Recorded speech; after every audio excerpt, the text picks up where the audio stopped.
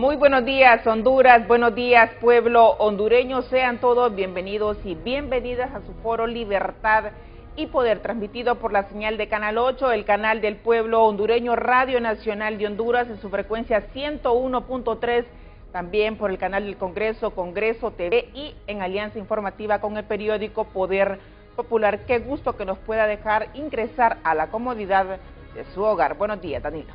Buenos días, Kimberly. Buenos días, amigos y amigas de todo Honduras. Gracias por estar ya con nosotros para ser partícipes de este programa, el Foro Libertad y Poder, que como siempre tendremos un tema de impacto, un tema importante para la vida nacional. Y por supuesto, hoy tenemos que hablar de los temas que ocurren en cada momento, y hemos asistido a esta problemática cuando el Instituto de la Propiedad, un grupo de empleados, tomó no solo la instalación del IP, sino de todo el centro cívico gubernamental. Estamos hablando de todo el aparato estatal, por lo que tiene un impacto fuerte en la realización del gobierno y la economía del país en general.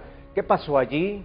¿Es algo realmente totalmente político o es un acto de corrupción el que se está investigando por orden de la presidenta Xiomara Castro? ¿A quién beneficia todo esto? ¿A Honduras nos ayuda que se desestabilice con diferentes actos? Pero además de eso hay que tomar en cuenta algo, Kimberly, y es que sin duda el acto del viernes de los empleados del IP es un acto democrático, es un derecho que les asiste a los empleados poder protestar, poder manifestarse. Sí, pero no paralizar la institucionalidad. Pero tampoco, es totalmente Danilo, dentro de la democracia. Ni utilizar lo político para poder agenciarse o tener algún tipo de beneficio. La presidenta fue muy clara. Se está investigando, se va a investigar por los entes competentes un acto de corrupción. No, por supuesto, eso y no quita. Puedes tú tratar de opacarlo o de querer desviar la atención con eso no quita, Kimberly, que es un acto de derecho dentro de la democracia del país que se pueda manifestar. Pero el tema es bajo con el qué fines lo hacen. respeto de los demás. El tema es con qué fines lo hacen, el tema es por qué lo hacen y qué hay detrás de todo eso. 21 instituciones funcionan en el centro cívico. Claro. Y al cerrarlo todo, entonces se paraliza prácticamente. Es correcto. Entonces, ese es el asunto donde, por supuesto, vimos al gobierno de alguna manera tolerante ante la manifestación, y sin embargo, al final enérgico. La presidenta sale al frente y dice a través de la Secretaría de Seguridad y la policía: si no desalojan, porque les invitamos a que lo hagan, para que lo hagamos pacíficamente, entonces vamos a desalojarlo, vamos a sacarlo. Ese es un mensaje fuerte, ¿verdad? Un mensaje importante que también hay que interpretar como al final. Y también lo interesante es como también la policía al final fue lo hizo muy bien, muy el director de la inteligente, Policía Nacional. muy estratégica para llegar a un final bastante agradable. Bueno, al final se calmaron las aguas y pues se ha retornado a partir de hoy en horas muy tempranas la normalidad en el centro cívico gubernamental. Se dio un pliego de peticiones por parte de las personas que tenían tomado el centro cívico. Son 6 incisos aproximadamente, donde uno de ellos destaca la estabilidad laboral que siempre se ha garantizado, Danilo. Siempre han dicho las autoridades: al que no tenga, digamos popularmente, cola que le pise, o aunque no tenga ninguna vinculación con un acto de corrupción, su trabajo está garantizado. Pero si la ley y las autoridades dicen lo contrario, definitivamente no va a poder seguir trabajando, porque sabemos que el combate a la corrupción es uno de los pilares fundamentales del gobierno de la refundación que lidera la presidenta Xiomara Castro. Pero ¿qué está pasando en el centro cívico? No sé si quieres pues que nos vayamos y enlacemos con Isis Ramírez. Vamos. ¿Quién nos tiene los detalles en vivo y en directo de lo que está pasando a esta hora de la mañana en este sector de la ciudad capital? Buenos días, adelante con usted.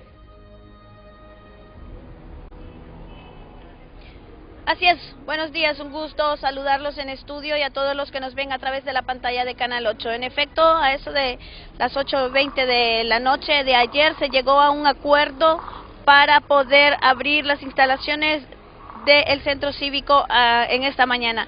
A eso de las 6:20 de la mañana empezaron a ingresar las primeras personas aquí en el centro cívico para poder realizar ya todas las actividades normales en las diferentes instituciones de gobierno. Podemos ver nosotros que en este momento están la guardia del centro cívico haciendo como siempre su respectivo chequeo, pero también está la Policía Nacional y también otras instituciones de seguridad para poder realizar cualquier tipo de seguridad en este sector. Vamos nosotros a caminar un poco con mi compañero Ranieri para mostrarles hasta dónde están las instalaciones de las secretarías y ver de qué manera ya están pues realizándose todas las filas para poder ingresar tanto al Instituto de la Propiedad, al Instituto Nacional de Migración, al Servicio de Administración de Rentas y a las otras instituciones que están aquí en el cuerpo bajo A, B y C de la Torre 1, 2 y 3 de aquí del Centro Cívico. Como ven, ya volvimos a la normalidad. También todas las secretarías de Desarrollo Económico están listas para pues poder abrir las puertas hoy nuevamente aquí en el Centro Cívico, donde permaneció cerrado por 2 o 3 días y ayer por la noche se pudo realizar ya un consenso entre ambas partes. Los manifestantes mencionaban ayer que esperan hoy la Junta Interventora para poder dialogar con los 6 puntos que ellos quieren que se puedan llegar a un acuerdo y pues ya lograr que no vuelva a ocurrir este momento. Como ven, el Instituto Nacional de Migración ya está abierto, ya se están atendiendo y están realizando las filas. Buenos días, ¿cuál es su nombre? Reina Naira. Reina, ¿cómo ve de que ya está abierta las instalaciones del Centro Cívico para venir a hacer todos los trámites? No, pues gracias a Dios, verdad, se arregló todo y estamos ya esperando que nos den el pasaporte. Bien, muchas gracias. Vamos a continuar nosotros por aquí para saber qué piensa la población de eso, que ya se abrieron las puertas en el Centro Cívico y ellos ya pueden venir a realizar todos los trámites. Vamos a ver. Buenos días, ¿cuál es su nombre? No quiere. Vamos a ver, buenos días, ¿cuál es su nombre? William Alvarado. William, ¿cómo ve de que las oficinas del Centro Cívico ya están abiertas y puede venir usted a hacer sus trámites? Sí, pues muy alegres porque nosotros teníamos la cita ayer, incluso venimos desde el Paraíso, venimos largo y gracias a Dios pues nos informamos de que hoy iban a estar abiertos y estamos muy contentos. Pero ayer no vinieron, ¿se informaron? No, nos informamos y vimos que iba a estar cerrado el lunes por las tomas y venimos a probar hoy a ver qué tal. Muchas gracias. Pues ven ustedes, ya todas las secretarías de gobierno están aquí habilitadas y realizando desde temprano todo tipo de trámite, por ejemplo aquí en el Instituto Nacional de Migración, también en el Instituto de la Propiedad y todas las otras instituciones del Centro Cívico. Si ustedes no tienen alguna consulta desde estudio, vamos a continuar nosotros viendo otro punto por aquí abajo. Vamos a ver las otras secretarías. Esas creo que eran un poco más tarde, pero el Instituto Nacional de Migración abrió temprano. Vamos a platicar. Buenos días, ¿cuál es su nombre? Carolina. Carolina, cuénteme, ¿cómo ve usted de que ya se abrieron los portones del Centro Cívico para poder hacer todos los trámites? Excelente, qué bien que la gente pueda entrar a trabajar, ¿verdad?, a su hora y con tiempo, porque estaban atrasando bastante la gente. Bien, muchas gracias. Buenos días, ¿cuál es su nombre? Fernando. Fernando, ¿cómo ve usted que ya se abrieron los portones del Centro Cívico para poder hacer todos los trámites? No, pues gracias a Dios bien, porque ya podemos movilizar más los trámites, porque ya son cuestiones que uno anda buscando para... ¿Qué trámite anda haciendo usted? Yo ando sacando el pasaporte para viajar. ¿Ayer vino o ya salió? Vine y estaba todo cerrado. Bueno, ¿desde dónde viene? Desde Las Tapias. Bueno, muchas gracias. Vamos a continuar nosotros aquí. Ya nos encontramos a los demás colegas que andan también realizando la misma labor, viendo de cómo se está trabajando en las oficinas aquí en el Instituto de la Propiedad. Están prontos también a abrirlo aquí en el cuerpo bajo B. Vemos el ingreso de ambos portones del Centro Cívico, que se pueda las personas entrar a cada una de las oficinas. Vemos a los jóvenes del Instituto de la Propiedad que ya van también, a las personas que trabajan en los diferentes bancos. Como ven ustedes en esta imagen, está también resguardado por parte de la Policía Nacional y de Fuerzas Especiales en las afueras también. Ya vemos también aquí en esta otra institución de la Secretaría de Trabajo que también están abiertas las oficinas. Si no hay consultas en estudio, nosotros retornamos a estudios principales. Entran, bien, parte de lo expresado por nuestra compañera Isis Ramírez desde el Centro Cívico Gubernamental, donde pues afortunadamente y para bien de todas las personas que ahí laboran y también las personas que acuden en busca de algún servicio ya está habilitado y pues ya pueden ejercer las funciones como corresponde. Dani. Bueno, qué bien que eso concluyó ayer con una situación armónica de entendimiento, de diálogo, de buena plática e incluso de buena plática con la policía y los manifestantes, que también eso no se sabe o no se suele ver. Nos gustó que incluso el jefe de la policía platicaba y sonreía con los manifestantes diciéndoles, bueno, ustedes dicen que no se les ha permitido comida, pero si ustedes no quisieron comer, porque podían salir a comer el tiempo que quisieran, simplemente no querían salir a comer y sonreían y al final resolvieron. Y eso está muy bien. Tenemos para analizar este tema y todas sus aristas de tipo político, de tipo social, en todos los ámbitos, este tema de la conflictividad, si es provocada, beneficia a quién, desestabilizar el país. Hemos invitado al secretario de la Presidencia, don Rodolfo Pastor, quien nos atiende pues la invitación. Le damos la bienvenida y sus palabras iniciales. Pues muchas gracias a Kimberly, a Danilo por la invitación a participar en este foro que se estrena aquí en Canal 8. Es primera vez que me invitan, así que les agradezco y qué mejor además con buen café y con buena compañía aquí con el ministro. Buen Cardona. Café. Sí. El ministro José Carlos Cardona también nos acompaña esta mañana, que ha tenido una faena bastante dura, ministro. Buenos días. Sí, buenos días. Qué gusto estar aquí en este foro. Les felicito por haber creado este espacio que servirá sin duda para ir construyendo contranarrativas a esa hegemonía que los enemigos de la refundación quieren implantar todos los días. Muy bien, vamos a comenzar en materia precisamente despejando un poco el tema que tenemos esta mañana. Conflictividad provocada. ¿A quién beneficia la desestabilización, ministro Cardona? Bien, obviamente como parte involucrada me toca dar el contexto, trataré de ser lo más rápido posible. Cuando nosotros llegamos en 2022 al IP, te voy a decir que fue escalofriante lo que vimos. Fue escalofriante como consejo directivo. Imagínate ver y ver que están ahí los zapatos de Valdía, ¿verdad? O sea, ¿todavía estaban ahí o en sentido figurado? Estoy hablando sentido figurado. Y uno dice, Dios mío, ¿qué hizo este hombre? ¿Qué pasó ahí? Y empezaron a llegar los problemas. ¿Te acuerdas, Rodolfo, que empezó el conflicto en Lomas del Diamante como al mes de estar nosotros ahí? Y llegó una lista de gente a la que se le habían adjudicado proyectos de reparación de viviendas, de pavimentación de calles, de cualquier tipo de ayudas sociales.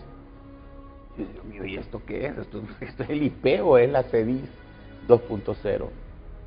Y las cantidades eran exorbitantes, ¿verdad? Pedimos un informe, recuerdo, sobre el fideicomiso, cuánto se erogaba, cuánto se pagaba, y como consejo directivo nos tocó en marzo hacer que se hiciera un pago a proveedores por valor de 189 millones de lempiras del banco del fideicomiso a la UCP. Esa fue otra cosa que nos sorprendió, a Rodolfo también le sorprendió de hecho, porque ambos teníamos estos adefesios jurídicos que eran las UCPs.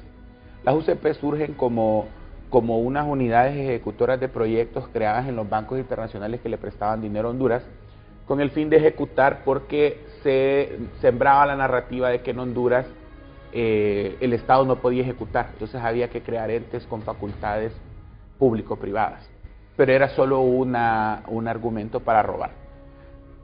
Entonces estaba esta UCP monstruosa que tenía pues la facultad de administrar el fideicomiso CITEC, un fideicomiso que es el más grande del Estado, era el más grande del Estado y que tenía como 11.000 millones de lempiras al año. Entonces, La UCP, yo me recuerdo que me reuní con la directora en ese momento y la directora fue clara y dijo, nosotros no nos preocupa que el Estado elimine los fideicomisos. Todavía no era una discusión, digamos, nacional, lo de eliminar los fideicomisos, pero sí se sabía que nosotros como gobierno les íbamos a caer encima para pasarlos a la caja única y recuperar la soberanía financiera del Estado. Entonces ella me dijo, nosotros no nos importa, nosotros tenemos relaciones con los bancos privados, tenemos fondos de bancos privados, tenemos fondos de aquí, fondos de allá, fondos de acá. Y entonces revisamos el marco jurídico y vimos que las UCP las habían creado en el Congreso Nacional y que se regían por el derecho mercantil, pero eran entes pseudoestatales o paraestatales. Era una cosa impresionante lo que hicieron los cachurecos ahí. Entonces, como consejo directivo, pues, como había un acuerdo político, esa es la otra parte, ¿verdad? Hay que hablar de la parte administrativa y la parte política. O sea, había un acuerdo con Jorge Cali, se le llamó a Casa Presidencial y se le dijo, Jorge, pues mira, necesitamos asegurar la gobernanza del Congreso Nacional y nos tenés que decir, pues, cómo hacerlo posible, cómo negociar. Hasta donde sé, él preguntó, ¿me darían el IP? Entonces le dijeron, sí, está bien. Y también el PAN y también Copeco. Se nombran las autoridades ahí y pues arrancó el gobierno. Nosotros como consejo directivo no nos metimos, confiamos de buena fe en la persona de Darío García, que hoy es el ministro de Copeco y quien fue la persona que asumió como secretario ejecutivo. En el IP es bien interesante porque el IP es como un holding de direcciones. Entonces todos los directores son directores generales. Hay un inspector general que es el que los investiga a todos y es el que debe denunciar la corrupción ahí, que en este momento es Verónica Moncada, la inspectora general, y el secretario ejecutivo es como el que reúne a todo el board y se sienta con ellos y maneja lo administrativo, que es salarios, gastos operativos y todo. Y la UCP, que es un adefesio, es como una especie de segundo ente dentro del IP. Te estoy hablando en marzo de 2022. En junio se aprueba el decreto 66-2022 en el Congreso Nacional, en donde eliminan el fideicomiso. Como te digo, nosotros como Consejo Directivo autorizamos un pago a proveedores y después de junio se ordenó la liquidación de la UCP. Nosotros como Consejo Directivo por eso estamos tranquilos, porque se ordenó la liquidación de la UCP con un plan discutido con finanzas, el señor Luis Ramírez, que es el director de fideicomisos. ¿En qué momento se hizo esa situación de dejar fuera la UCP? ¿Desde qué fecha? ¿Fuera de? Que ya no estaba ella autorizada para seguir trabajando. No, ese es el punto, esa es la otra discusión que hay que hacer, porque creo que aquí hay que explicar a dónde se origina toda esta tormenta.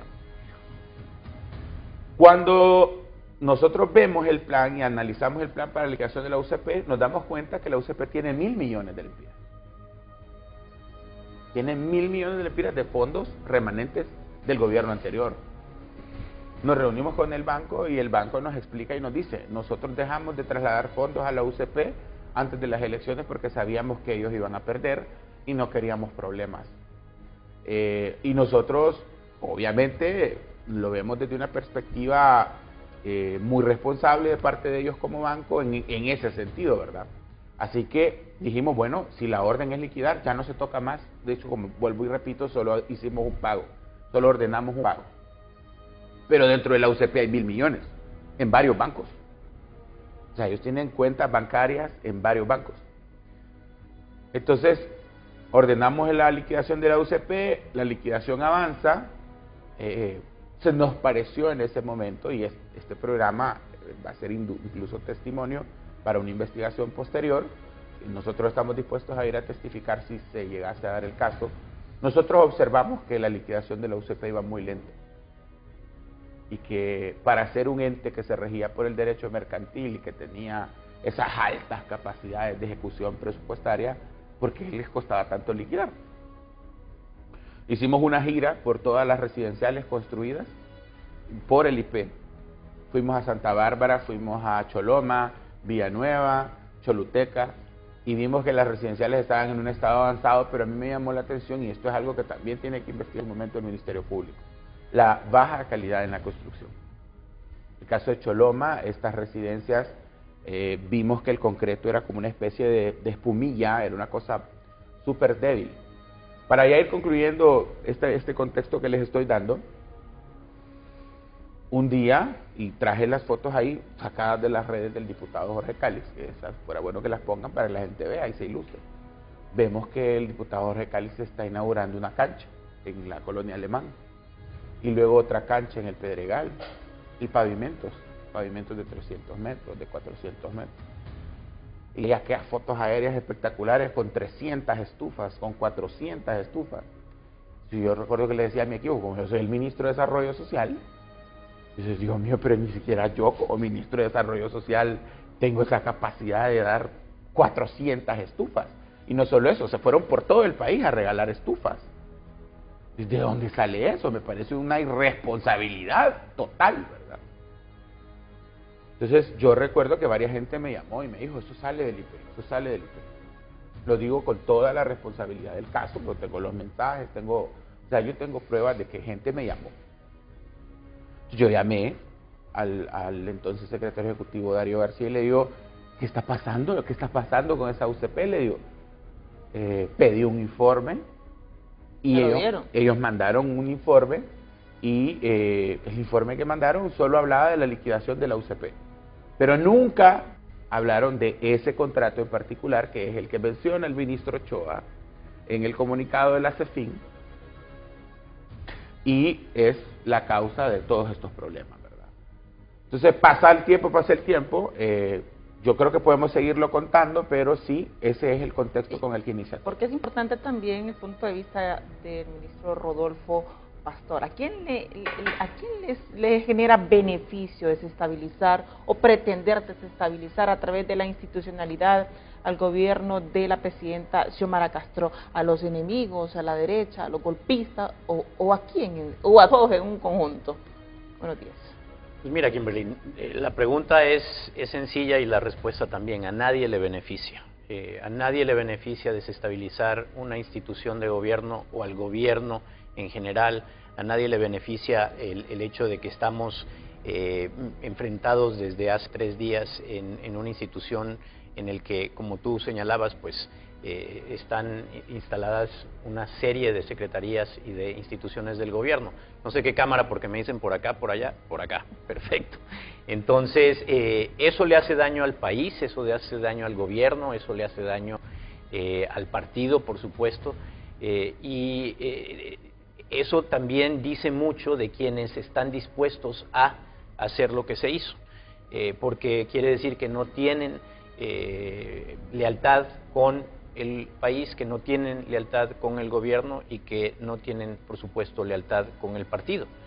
Y en ese sentido creo que hay que entender precisamente con la explicación que nos brindaba el ministro Cardona, cuál es el contexto de todo esto, ¿no? Porque efectivamente nosotros cuando llegamos a la administración pública con un mandato muy claro de apoyo por parte del pueblo hondureño a la presidenta Xiomara Castro, pero también de una exigencia de que como gobierno confrontáramos la corrupción y la impunidad, una de las primeras evidencias de esa corrupción que se había sistematizado, que se había vuelto parte del sistema en el gobierno anterior, fue precisamente la figura del fideicomiso, que como decía el ministro Cardona, el fideicomiso pues es un instrumento de derecho comercial que ha funcionado para muchas cosas, pero que cuando se aplica a la administración pública de recursos públicos, te presta, y desafortunadamente para eso se hizo por parte del régimen anterior, se presta para el manejo de recursos públicos sin tener que someter esos recursos públicos, esa ejecución, a las reglas de ejecución que nos obligan a ser transparentes, a rendirle cuentas a la población de cómo se utilizan estos fondos. Entonces fue un mecanismo que permitió la corrupción, que permitió el uso discrecional de miles de millones de recursos públicos para propósitos que nunca le rindieron cuentas a la población. En el caso específico del Instituto de la Propiedad, porque recordemos, una de las primeras acciones que toma la presidenta es se suprime los fideicomisos como una figura que se utilizaba por parte de la administración pública para que todos esos miles de millones de lempiras que estaban colocados a través de fideicomisos en bancos privados, en bancos comerciales, pasaran a estar en la Caja Única del Tesoro, y desde ahí la Secretaría de Finanzas, bajo las reglas de la administración pública, conforme a ley, pudieran distribuirse a las distintas instituciones. Ministro, ¿Sí? Si este es un tema de carácter legal, de administración de recursos y posibles desvíos de fondos del Estado a través de esos fideicomisos, ¿por qué se ha vuelto político el tema? Bueno, hacia allá quiero ir precisamente, Danilo. Cuando nosotros iniciamos esta investigación de cómo se habían utilizado la figura de los fideicomisos para ejecutar, como te digo, miles de millones de fondos públicos, uno de los casos más extraordinarios fue el del Instituto de la Propiedad, en que había un fideicomiso que se había creado con la supuesta intención, el objetivo de modernizar el Instituto de la Propiedad. Y fijémonos, el Instituto de la Propiedad es una institución clave precisamente para regular, para poner en orden, para documentar, registrar a la propiedad en nuestro país. Todos los que tienen algún tipo de propiedad privada dependen de alguna u otra manera del Instituto de la Propiedad para que se tenga certeza en esa propiedad, para que tú como propietario tengas tranquilidad de que tu propiedad está protegida, de que no va a llegar otro a decir, no, ese terreno es mío, ese carro es mío, esa casa es mía. Desafortunadamente, el Instituto de la Propiedad desde hace bastante tiempo se convirtió en un nido de corrupción desde el cual precisamente se manipulaba la propiedad privada. Se prestaba para que a través de la corrupción se cambiaran propiedades de un propietario a otro. Entonces era una fuente de incertidumbre. En ese fideicomiso que pretendía supuestamente modernizar la función del Instituto de la Propiedad, darle certeza, seguridad jurídica al propietario, lo que se ejecutó fue un total de 18,000 millones de lempiras, 18,000 millones de lempiras. Esto es en la administración de la narcodictadura.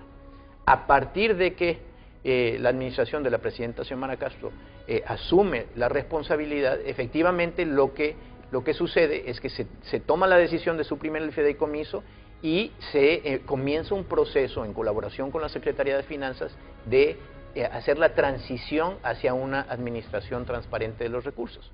Sin embargo, lo que la presidenta Xiomara Castro denuncia la semana pasada y explica a la nación es la razón por que decide intervenir al Instituto de la Propiedad, es precisamente que se detectó que bajo esta administración y las actuales autoridades encargadas de esa institución se siguió ejecutando desde ese fideicomiso un monto aproximado de 1,000 millones más. Entonces tenemos el monto global de 18,000 millones de lempiras, de los cuales en esta administración se siguieron ejecutando 1,000 millones. Ahora con lo que declara en este momento el ministro Cardona nos queda claro para qué. Pero entonces, para responder a tu pregunta, Danilo, cuando la presidenta la semana pasada anuncia que se va a intervenir el Instituto de la Propiedad porque se ha detectado el uso irregular de recursos públicos y le pide al Ministerio Público que proceda a una investigación, quien inmediatamente salta es Jorge Cálix. De inmediato, Jorge Cálix respinga y dice, me están atacando, esto es persecución política, y hace un llamado a sus seguidores a que se revuelvan para impedir que se intervenga. ¿Y por qué esa reacción tan intempestiva de Jorge Cálix? Bueno, si no estaba siendo señalado, entiendo yo, acusado. Yo creo que esa es la pregunta que todas y todos nos debemos hacer. Y yo lo que decía, aquí se dice coloquialmente, macho que respinga, chimadura tiene. ¿Por qué Jorge Cálix se siente atacado, señalado, cuestionado, implicado en lo que la presidenta denuncia como actos irregulares en el Instituto de la Propiedad? Si Jorge Cálix nada tiene que ver, Jorge Cálix no tendría que haber inmediatamente salido a la palestra, y no solo eso, sino que lo que inmediatamente hizo fue victimizarse, politizar el problema y tomar el centro cívico gubernamental intentando paralizar la operación del gobierno. Entonces, a él al final del día yo creo le sale el tiro por la culata, queda evidenciado como alguien que no se identifica con el proyecto del gobierno, del partido, que no es leal a ese proyecto, a ese gobierno y a ese partido, y que además le hace daño al gobierno simplemente para proteger una ambición que es personal de él, que es particular de él, y además se está revelando como alguien que está defendiendo corrupción.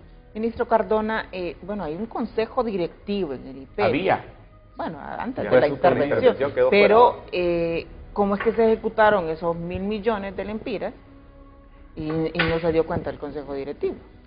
Esa es una buena pregunta. Mira, nosotros le delegamos ciertas responsabilidades del instituto como parte del acuerdo político que se había llegado a la figura del secretario ejecutivo. El secretario ejecutivo tenía funciones, no obstante, nosotros el pago de proveedores, porque hay que decirlo, esos 1.000 millones no es que se robaron todos esos 1.000 millones. Lo que pasa con esos 1.000 millones es que se usaron para pagar proveedores a las constructoras, a las empresas a las que el IP les debía dinero, porque el IP tenía muchas deudas. Además, recordemos que los contratos de la UCP y los compromisos de la UCP los heredó la institución cuando se fue liquidada la UCP. Entonces, nosotros no estábamos al tanto de ese contrato en mención, y definitivamente esto lo dijo la secretaria ejecutiva Lucy Salgado, a quien yo voy a decir acá, es una persona muy decente y honesta, es muy transparente. Ella dijo hace días en un foro, hubo un contrato que no pasó ni por la secretaría ejecutiva ni por el consejo directivo. ¿Qué significa? Que la persona a cargo de la UCP firmó ese contrato. ¿Quién es la persona a cargo?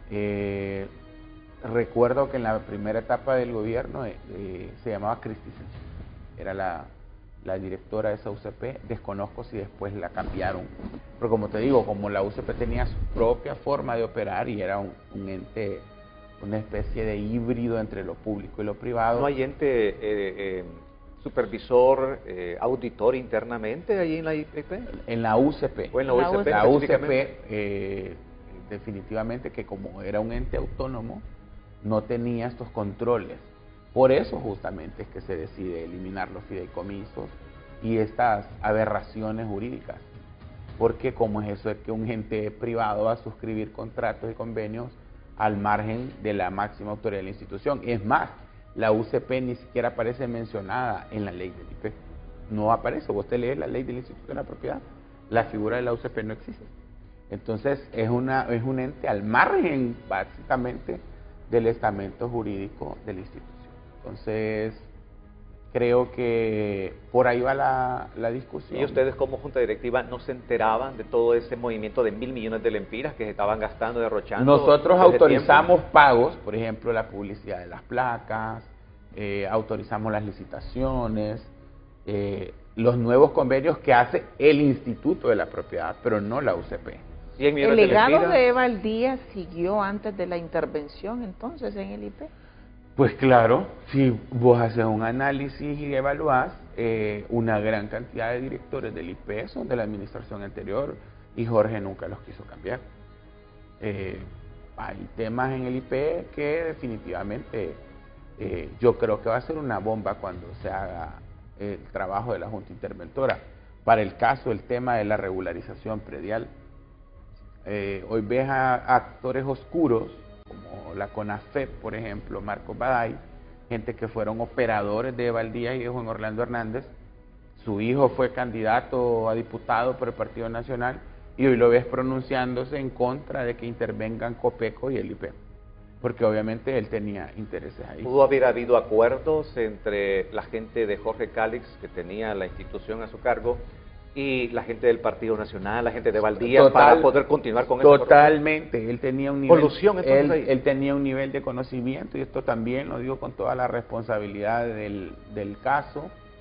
Tenía plenamente conocimiento de cómo funcionaba esa institución. Eso desde que llegáramos al gobierno, él ya habían hablado y ya le habían dicho eso. Mira, él incluso se atrevió a ir al banco. Esto lo digo también con conocimiento de causa, porque me lo contaron las autoridades del banco que manejaba el fideicomiso. Él fue al banco a presionarles para que le pasaran fondos a la UCP, cuando nosotros como consejo directivo habíamos autorizado que no. Entonces,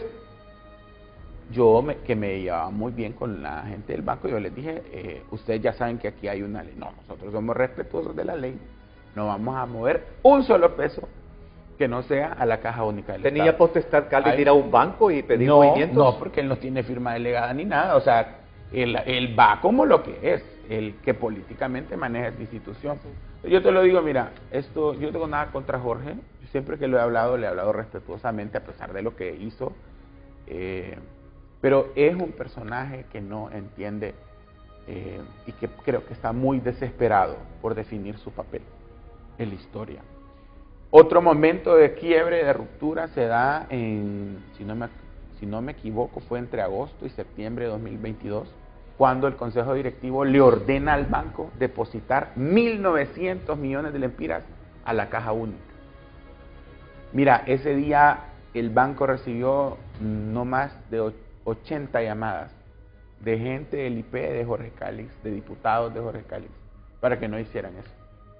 Imagínate, le trasladan 1.900 millones de lempiras a la Caja Única del Estado de la CETIN. Eso fue un golpe para ellos porque... ya no podían andar haciendo cancha. Ministro Rodolfo Pastor, se habla de la intervención en Copeco, que hay en Copeco también, porque el pueblo hondureño merece saber cuál es la realidad y el contexto que se está viviendo en la institucionalidad como tal. Bueno, imagínate además lo importante que es que ahorita Copeco esté completamente dedicado cuando tenemos ya formalmente iniciada la temporada de huracanes en el Atlántico. A partir del 1 de junio tenemos una temporada que viene, según todos los pronósticos, los modelos, particularmente difícil, activa, y se tendría que estar enfocando Copeco en atender y prepararse para esa emergencia. Por otra parte tenemos, recordemos, desde el sábado que se reunió, sesionó de manera virtual el Consejo de Ministros para analizar y votar. Tenemos publicada en la Gaceta una emergencia nacional por la epidemia de dengue en el país. También en ese sentido tendría que estar enfocado Copeco. Sin embargo, lo que hemos podido ver en estos últimos días con las tomas del Centro Cívico Gubernamental es que empleados y autoridades de Copeco estuvieron ahí presentes, involucrados en facilitar y en organizar esa toma. Entonces lo que estamos empezando a ver, fíjense ustedes, con una declaración de la presidenta de una intervención de una institución a donde se ha detectado corrupción y con la solicitud además de que el Ministerio Público comience a investigar, recordemos que eso es lo que además tenemos que dejar que suceda, porque antes de manchar la reputación específica de personas, aquí en Honduras la justicia nos garantiza que somos inocentes hasta que se comprueba una culpabilidad, y yo creo que hay que dejar de especular sobre quiénes sí y quiénes no, y esto es un mensaje también a los que estuvieron en la toma del centro cívico. No nos podemos dar por aludidos simplemente porque se declara una investigación, mucho menos si no tenemos una participación en algún ilícito. De acuerdo. El Ministerio Público tiene que llegar al fondo de todo este caso, tiene que hacer las investigaciones del caso y con ¿Será respeto. de oficio o será se interponga una denuncia? Recuerda que la presidenta anuncia en su cuenta de Twitter, número 1, la intervención, y número 2, solicita al Ministerio Público que por favor investigue, que proceda a investigar, y el Ministerio Público ya está tanto en Copeco como en el IP, como también, por cierto, está desde ayer en la alcaldía municipal de San Pedro Sula, investigando casos de corrupción alrededor del alcalde, y esto aprovecho a decirlo porque luego el alcalde lo que hace para tratar de distraer es que se pone en huelga de hambre y denuncia que no se le han hecho transferencias. Ya aclaró el ministro Ochoa que las transferencias no se le han hecho, número 1, porque no ha liquidado los fondos que antes se le habían transferido, y número 2, porque él mismo ya bloqueó las cuentas de la alcaldía. Pero eso lo digo porque hay un Ministerio Público que está realizando investigaciones y que cuando llega a recolectar documentos que le van a servir para sus investigaciones a estas instituciones, pero la dicen reacción... que lo estaban quemando, que lo estaban desapareciendo. La ¿Es reacción cierto es esa, y yo por eso digo, si no hay culpabilidad, si no hay un involucramiento, ¿por qué están destruyendo documentos? ¿O por qué se asustan de que el Ministerio Público llegue a investigar? El Ministerio Público tiene que hacer su trabajo, que es investigar, y con esas pruebas, presentar esas pruebas ante el Poder Judicial, ante los juzgados. Nosotros, como administración pública, lo que tenemos que garantizar es que siga funcionando el gobierno, y que el gobierno se enfoque, se dedique a lo que realmente le corresponde, en vez de estar tomadas las instituciones públicas por parte de estas personas, bajo la instrucción de Jorge Cálix, deberían de estar todas las instituciones del gobierno trabajando, pero especialmente la institución de Copeco atendiendo las emergencias que pueden venir. Ministro Cardona, ¿le han pedido alguna información al Ministerio Público? ¿Le han pedido que vaya a declarar o le han pedido alguna diligencia? Yo te voy a comentar que la persona que llevó al Ministerio Público al IP fue tu servidor. Yo en 2022 y en 2023 fui personalmente con Luis Javier Santos. Fuimos caminando por todo el centro cívico. Él llegó a mi despacho hace de sol. Me dijo, necesito que me den acceso a usuarios en el IP para revisar qué hay ahí. Estamos haciendo una investigación sobre el accionar de Valdías. Entonces yo le dije, venga, vámonos. Y nos fuimos caminando por centro cívico, subimos a la oficina. Recuerdo que nos reunimos con Darío primero y después con Luz. Y les dije todas las puertas abiertas para que el fiscal Santos investigue. O sea, el Ministerio Público ya tiene cosas avanzadas. O sea, ya hay un expediente ahí de investigación, no es de ahora, no es de ayer. No, eso ya lleva bastante tiempo siendo investigado. El viernes me llamó el fiscal general y me dijo, necesitamos ir al IP a traer un documento específico de la Dirección de Regular y Predial. ¿Y lo encontraron el documento? Y esto no lo puedo decir porque está siendo investigado, pero no nos dejaron entrar de la toma en la noche. Y yo te puedo decir con conocimiento de causa, ese documento va a ser clave para que mucha gente vaya presa. Porque ese documento habla, es un caso de una regularización de un predio afuera de Tegucigalpa, en las afueras de Tegucigalpa. Y ahí hay políticos y empresarios involucrados, digo esto con mucha responsabilidad. Es un predio que se ha regularizado en partes y se han entregado ya a políticos más de 50 millones de lempiras. El Ministerio Público ya está al tanto de este caso y ese expediente en particular. Regularizar para que el pueblo hondureño no es injusto. La regularización predial es la dirección que se encarga de legalizar y titular la tierra. Es la que hace todo junto con catastro. Se ha repartido ahí el... Se le escritura a alguien. Ajá, se le escritura, se segmenta, se fragmenta, se traspasa.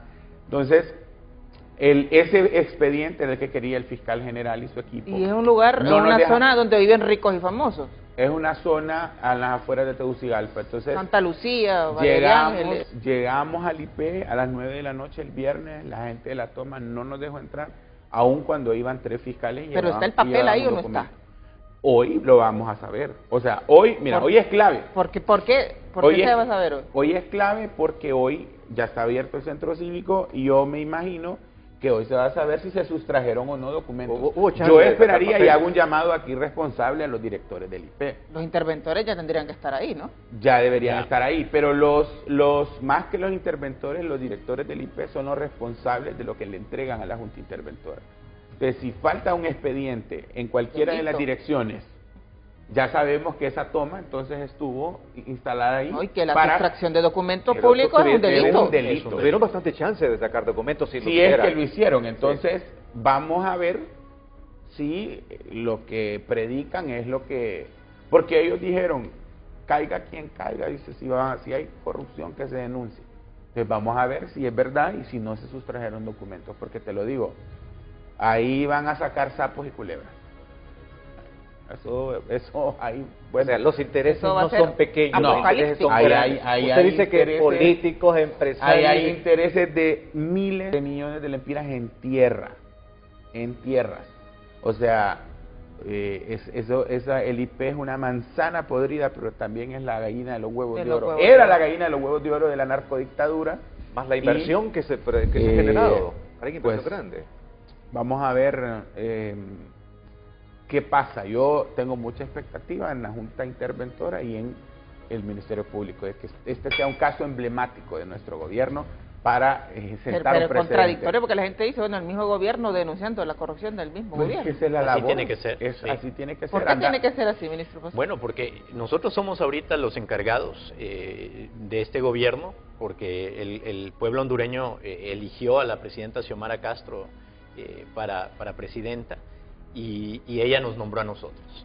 Pero eso no quiere decir que si nosotros detectamos que hay corrupción en una institución del gobierno, no debamos, tenemos la obligación incluso. Si nosotros no denunciáramos corrupción, que nosotros conozcamos que esté sucediendo, nos convertimos automáticamente en cómplices.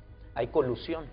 Y entonces nosotros, aunque no seamos nosotros los que cometamos la corrupción, si no la denunciamos como funcionarios públicos, nos hacemos responsables. Ministro Pastor, pero este también es un aldabonazo y un mensaje directo para todos los demás funcionarios que manejan recursos. Por supuesto. Porque la presidenta ha dicho cero corrupción. Es un o sea, es un deber, una responsabilidad de ustedes que también han pregonado la anticorrupción, el combate a la corrupción, ahora trabajar con manos limpias y transparentes. Miren, nosotros hemos sido claros desde un primer momento en el que la presidenta absolutamente categórica en su lucha contra la corrupción, en su compromiso de luchar contra la corrupción, que recordemos que es un monstruo formidable y que no es solamente desde el sector público que se da la corrupción. La corrupción, como lo hemos dicho también repetidamente, es una alianza público-privada.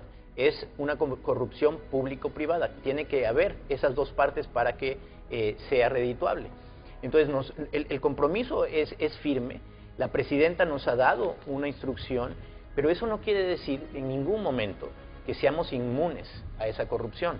Todavía dentro de la estructura, el aparato del Estado, existen intereses corruptos, existen intereses de proteger corrupción que ya fue cometida, existen además intereses que están cometiendo corrupción.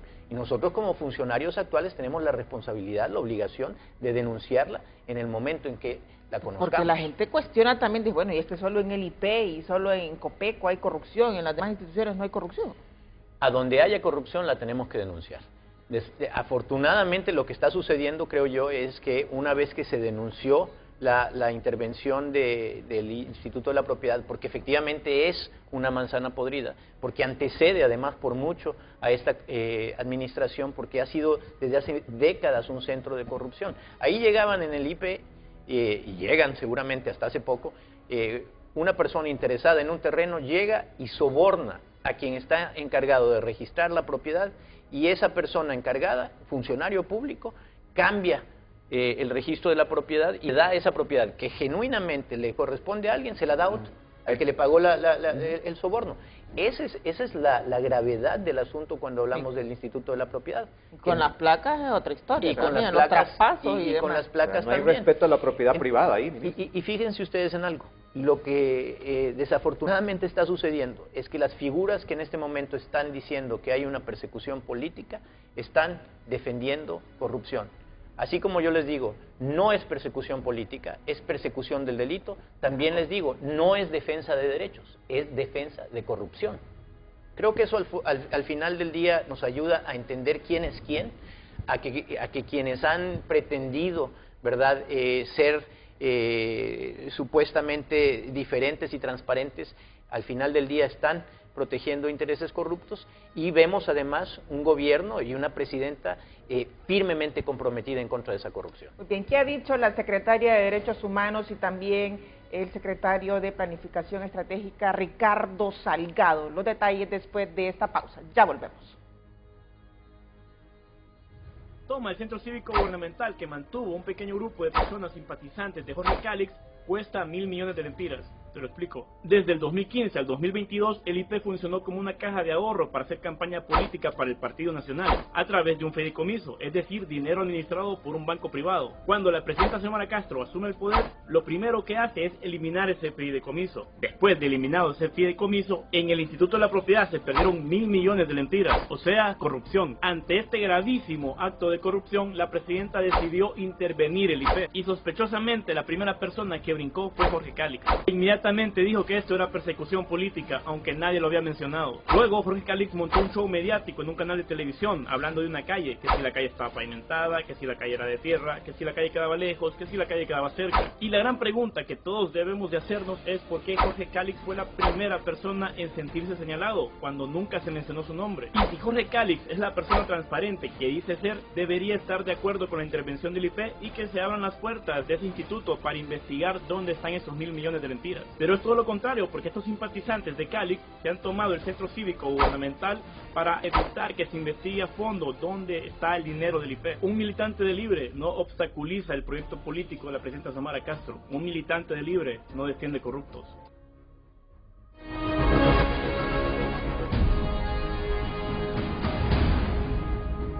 Está Estaba paralizado, no sabía qué hacer, por dónde.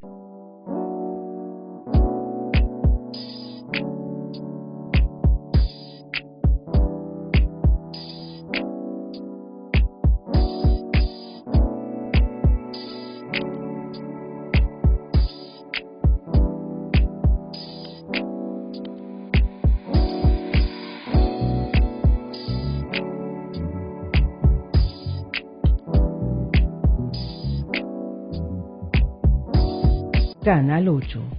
Voz e imagen oficial del proyecto de refundación.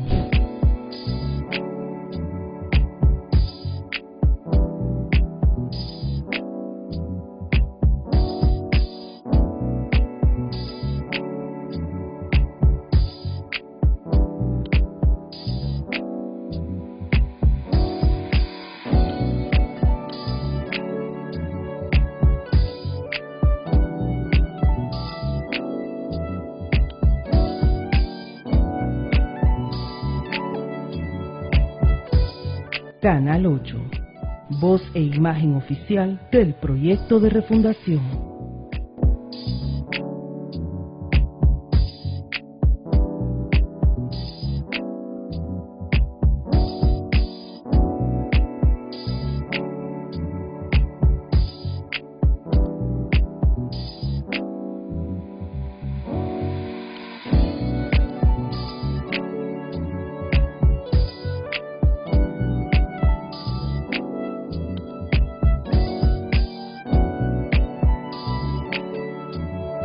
Canal 8. Voz e imagen oficial del proyecto de refundación.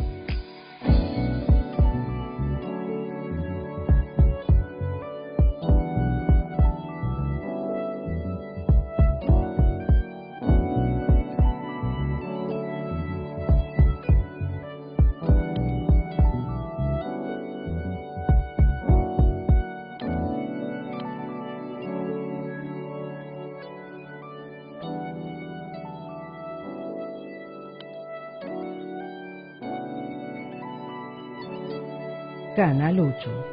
Voz e imagen oficial del proyecto de refundación.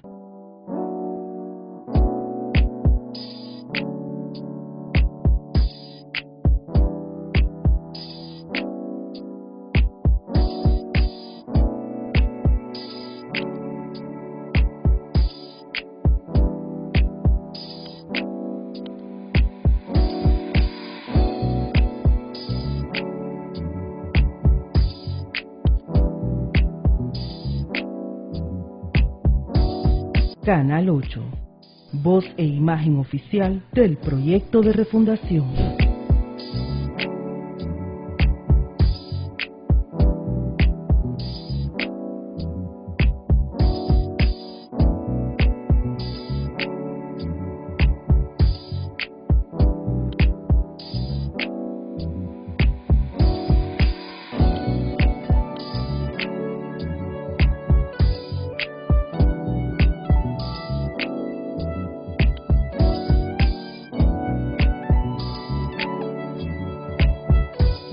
Canal 8.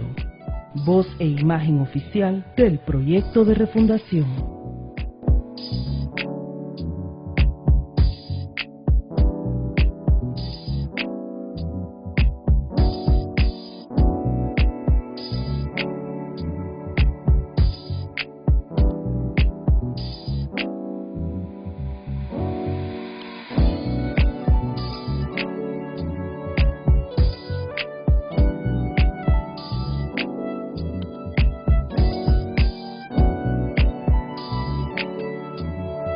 Canal 8. Voz e imagen oficial del proyecto de refundación.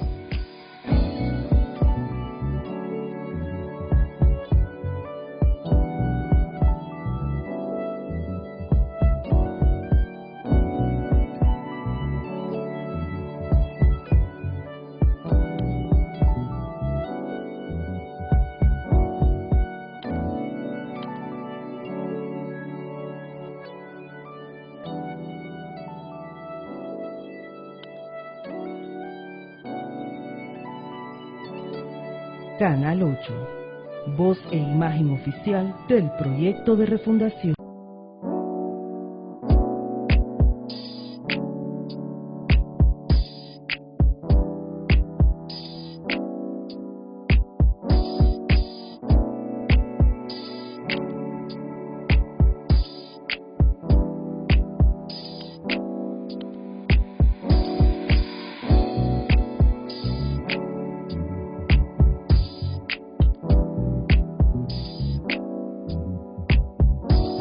Canal 8, voz e imagen oficial del proyecto de refundación.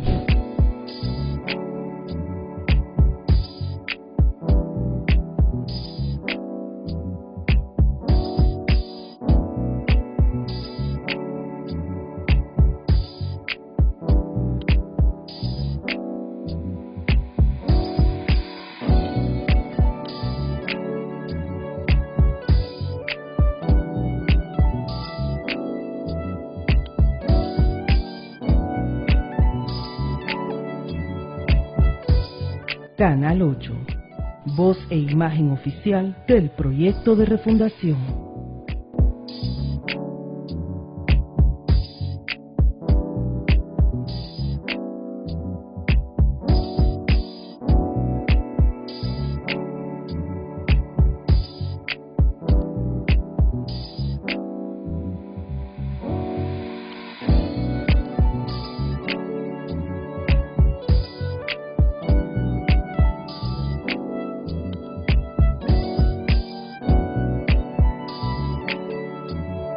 Canal 8, voz e imagen oficial del proyecto de refundación.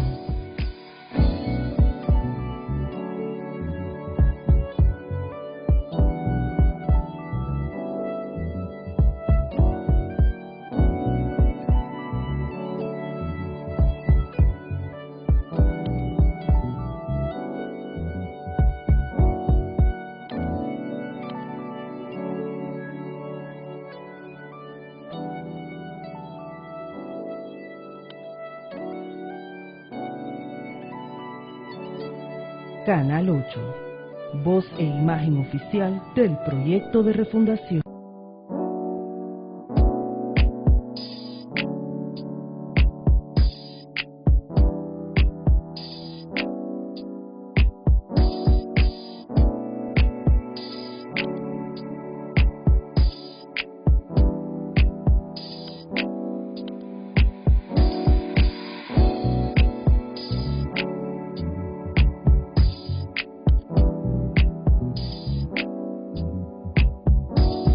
Canal 8, voz e imagen oficial del proyecto de refundación.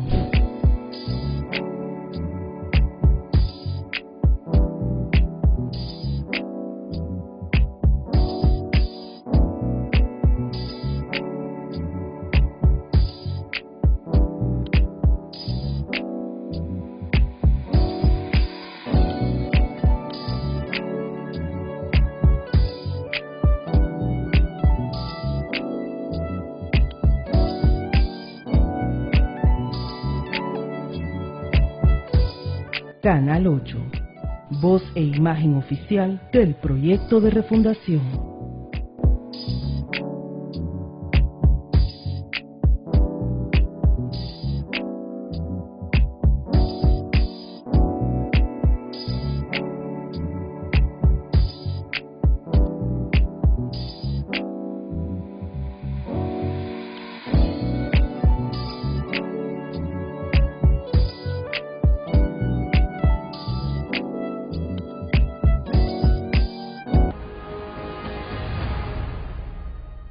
Gracias por continuar con nosotros en su foro Libertad y Poder, transmitido por la señal de Canal 8, el canal del pueblo hondureño. A continuación vamos a darle lectura de forma textual a lo publicado por el ministro Ricardo Salgado en torno a esta toma que pues estuvo por varios días en el Instituto de la Propiedad y también pues en conjunto en el Centro Cívico Gubernamental. Ese mensaje del ministro Ricardo Salgado: la toma del Centro Cívico Gubernamental es inaceptable porque está básicamente dirigida a encubrir un acto de corrupción La exagerada reacción del diputado Calix es una señal muy mala y el proceder de sus activistas deja mucho a la imaginación. Irónico, pero ya parece indicar que la SJ anunció lo que ahora está sucediendo. ¿Estarán metidos los que siempre arman inestabilidad? Pregunta el ministro. Bueno, ahí se deja esa plasmada, esa interrogante que muchos nos hemos hecho en los últimos días. Siguiendo con el análisis anterior, no solo es algo que alerta al ministro Salgado, ayer la titular de Derechos Humanos también habló en un medio al respecto.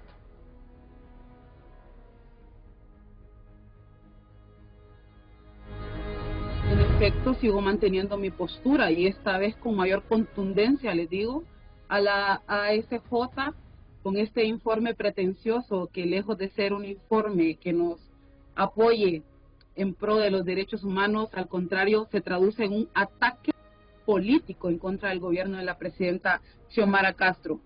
Parece que definieron las crónicas de una muerte anunciada de este plan de ataque político en contra de la presidenta con este informe presentado la semana pasada, y hoy vemos como otros grupos de poder están en la misma sintonía en contra del gobierno de la presidenta Xiomara Castro para el caso de la protesta que mantienen algunos de los compañeros manipulados del IP a favor de Jorge Calix, para poder fortalecer este discurso de la ASJ de gobierno ingobernable. Yo creo que las máscaras se están quitando cada día a todos estos grupos de poder que representan intereses oscuros, y lo sigo sosteniendo.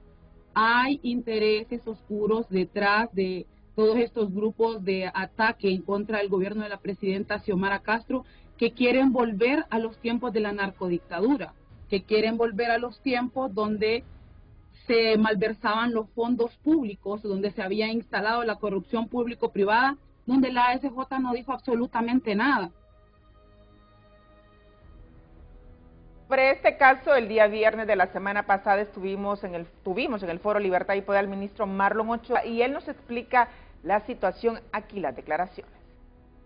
No solo no informó el Instituto de la Propiedad que existía este dinero, sino que hizo erogaciones superiores a los 1.000 millones de lempiras, estando derogado el fideicomiso y habiéndole ordenado el decreto legislativo y la Secretaría de Finanzas reintegrar este dinero. Entonces, entre junio de 2022 y julio de 2023, en el transcurso de esos 13 meses, el dinero en esa cuenta bajó de 2.000 millones a 1.000 millones.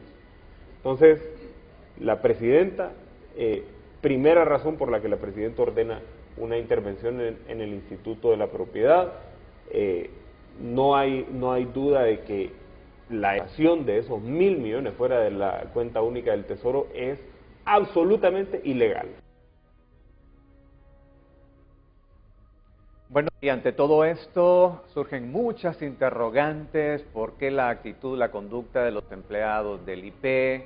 ¿Quién los empujó? ¿Qué les dijeron? ¿Por qué están preocupados incluso porque se les iban a despedir? ¿Alguien les anunció que los iban a despedir o los amenazó? ¿Qué pasó allí? Pero también la pregunta de quién está detrás de Jorge Calix o qué intereses están de Jorge Calix para que tuviera esa reacción tan sobredimensionada. Estamos aquí, ministro Pastor, inicialmente, ¿cuáles son las apreciaciones suyas respecto a esto? Bueno, yo creo que a muchas nos ha impresionado la cantidad de recursos que el diputado Jorge Calix ha manejado en sus actividades. Como bien lo señalaba el ministro Cardona, empezamos a ver una actividad política muy bien, activa. tenemos un problemita ahí con el audio, vamos a solucionarlo con la del ministro. Aquí estamos bien con el ministro Cardona, y bueno, las ONG también eran el pan de cada día ahí en esto del IP, que porque hablan de OnlyFans, de personas que se dedican a eso, y un montón de situaciones ahí medias raras de hasta operaciones estéticas y demás.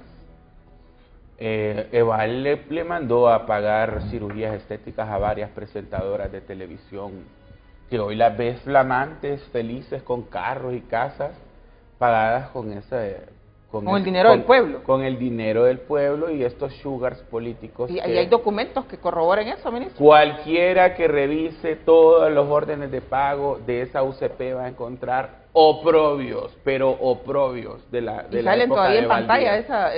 No, ya no están, nunca estuvieron, porque las UCPs no prestaban o no rendían cuentas en los portales de transparencia. Entonces, es importante señalar que todo esto se manejó con ley de secretos en muchos sentidos. Fuera bueno, yo, por ejemplo, estoy haciendo un ejercicio ahorita. ¿Cómo pagaban eso? ¿Cuál era la justificación? Kimberly, mira, las UCPs y los fideicomisos eran tan oscuros. Cheque en blanco. Eran tan corruptos que vos le decías, voy a usar esta hoja, pague ese orden de pago a la cuenta es no de tal por concepto de, así como un recibo de pulpería, y le depositaban. Bueno, llegó un momento en que Eval dicen que llamaba a sus amigos de la infancia y les decía, bueno, tienes una cuenta bancaria para depositarte unos 10 millones ahí, para que le guardaran el dinero. O sea, ese era el nivel de discrecionalidad que tenía esa gente con ese fideicomiso. ¿Se va a llegar a actuar incluso contra personajes como este señor Eval Díaz? Claro, se tiene que actuar. Debería. Se tiene que actuar. El arquitecto de eso, el que debería, bueno, el arquitecto de eso era Juan Orlando Hernández, porque la idea de crear esos fideicomisos fue de Hilda, la afinada, y de él. Entonces, lamentablemente muere Hilda, Juan Orlando empieza a confiar en estos personajes que terminaron siendo igual o más oscuros que él, como Eval Díaz, Ricardo Cardona, que hoy está en Nicaragua, y Ricardo replicó ese modelo de fideicomiso en la CEDIS con el fideicomiso Vida Mejor. Otra podredumbre espantosa. El otro día la diputada Fabiola Budoj, la ministra Fabiola Budoj, ella está haciendo la investigación desde CEDESPA de todo esto. Entonces le paso, mira, tenés esta ONG, le digo. Y entonces era porque como ellos guardaban en un sistema los DNI de todos los miembros y sale una famosa influencer hondureña. Y entonces le digo, no te puedo creer, me dice, eso no es nada. Le digo, si vos vieras la cantidad de personajes que hoy los ves muy flamantes antigobierno y antirefundación, pero es porque les cortaron los alimentos. Ayer un medio digital publicó una caricatura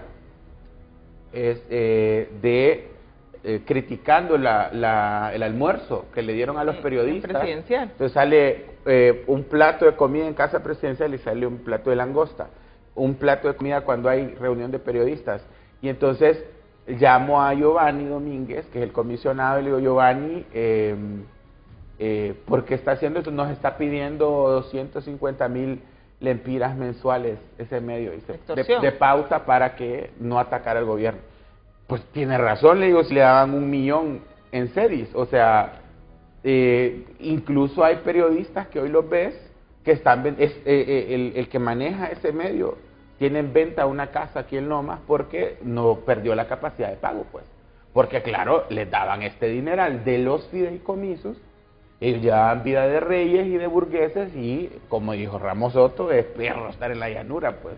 Ahora están en la vil e inhóspita llanura, como dice el presidente Zelaya, y nosotros que somos un gobierno responsable con las finanzas públicas, no hacemos esas cosas. Pues. ¿Habrá manera de recuperar parte de ese dinero que se robaron por años? Estamos hablando más de una década, Partido Nacional, y ahora también desvío de fondos. Mira, lo que pasa, y esto es una de las deudas que la refundación que nosotros vamos a dejarle al país, oficinas como OAVI nunca funcionaron bien, porque el Estado lo recibimos muy débil. Mira, nosotros hemos priorizado soberanía financiera y orden en las finanzas públicas, inversión pública en infraestructura, combate a la extrema pobreza, pero hay ciertas áreas que son tan complejas y que no son jurisdicción de un gobierno, porque al fin y al cabo el recuperar los bienes de la corrupción le corresponde a otro poder del Estado, que es al Poder Judicial. Entonces el Poder Judicial es el que necesita, obviamente, poner las barbas en remojo. Yo hablé con un consultor de seguridad hace como 1 año y medio, que es un amigo que está estudiando este tema y ha asesorado a varios gobiernos, y me dice, mira, para que la OAVI funcione en Honduras, necesita por lo menos tener un presupuesto de 200 millones de dólares. O sea, para incautar todo ese montón de casas, propiedades, animales, muebles de lujo. Bueno, vos vas a ver las casas de la UABI. Pero el otro día yo andaba buscando una casa para la oficina de becas solidarias. Y yo fui a ver una casa en una residencial de estas carísimas de Tegucigalpa. Pero una casa que es un palacio. Una casa de 60 millones de lempiras. Ministro, imagínate, una casa de 60 millones de lempiras. Ni en los sueños, ministro, pastor. Con mármoles europeos y todo. Y lo que me sorprende es que entramos a la casa y vemos un piano de cola. Entonces le digo, ¿hace cuántos años incautada esta casa? 3 años ya, me dice. O sea, le incautaron antes de que llegáramos nosotros al gobierno. Y entonces, pero ¿y estos muebles por qué no se los dan? Oíme, en la Secretaría de Cultura ocupan este piano, le digo. Y el piano ya duro, yo tocando las teclas, yo que soy tan burgandillo, me pongo a tocar las teclas, ya no observe, este piano debería estar en la Secretaría de Cultura. No se puede, porque... Entonces, no, es porque no hay capacidades instaladas. Entonces, esa UABI debería ser un monstruo de institución para tener esta capacidad. Mira, te voy a dar otro caso. Allá en mi pueblo, en Olancho, está una hacienda de los Hernández. Y cuando ya se ordena que la van a incautar, la van a incautar un lunes, porque en este país es tan especial que anunciaban un día antes, ¿va?, que iban a incautar las propiedades.